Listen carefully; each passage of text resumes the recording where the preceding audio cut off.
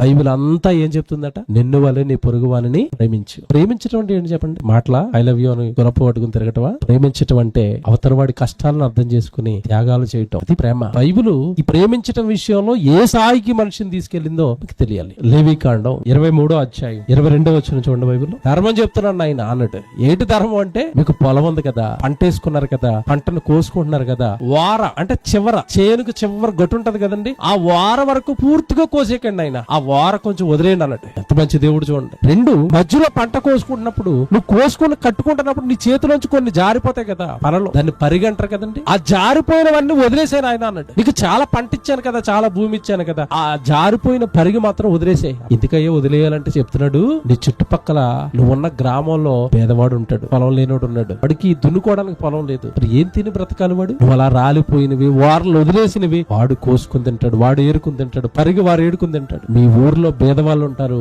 Next అన్నాడు, మీ ఊర్లో పరాయి దేశస్తులు ఉంటారు. వాడు దేశం కాని దేశం నుంచి నీ మధ్యలో బ్రతకడానికి వచ్చాడు, రాష్ట్రం కాని రాష్ట్రం నుంచి నీ మధ్యలో బ్రతకడానికి వచ్చాడు. వాడికి ఆ పరిగి విడిచిపెట్టిన ఆయన వాడు ఏరుకుని తిని బ్రతుకుతాడు రా అని చెప్పింది బైబిల్. ఏమి ప్రేమ అండి, ఏమి ఆప్యాయత అండి మనుషులంటే దేవుడికి. మనిషిని ఎంత మంచి మానవత్వం కలిగిన మనిషిగా, దైవత్వం కలిగిన మనిషిగా బైబిల్ నిలబెడుతుందో మీరు ఆలోచించాలి. మానవత్వంలో హైట్స్ అండి బైబిల్.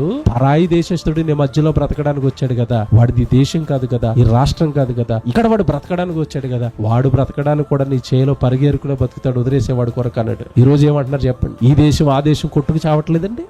ఈ ప్రాంతం ఆ ప్రాంతం, ఈ రాష్ట్రం ఆ రాష్ట్రం అని మనుషులు కొట్టుకు చచ్చిపోతుంటే పరాయి దేశస్తులు కూడా పరిగొదిలే అన్నాడు దేవుడు. ఎంత మంచి దేవుడు అండి, ఎంత మంచి మాటలండి. ఆ దేశము ఈ దేశము, ఆ మతము ఈ మతము బైబిల్ కంటగట్టకండి. బైబిల్ ధర్మం, బైబిల్ సృష్టికర్త రాయించిన గ్రంథం. మనుషులందరూ క్షేమంగా ఉండాలి, మనుషులందరూ సమాధానంతో ఉండాలి, మనుషులందరూ ఆకలి దప్పుకులతో ఉండకూడదు, పేదలు ఉండకూడదు, పేదవాడికి ఉన్నవాడు ధర్మం చేయాలి అని మనుషులందరినీ క్షేమంగా ఉంచడానికి దైవం రాయించిన దైవ గ్రంథం, పరిశుద్ధ గ్రంథం ది బైబిల్. ఇది మతం కాదు, ధర్మం.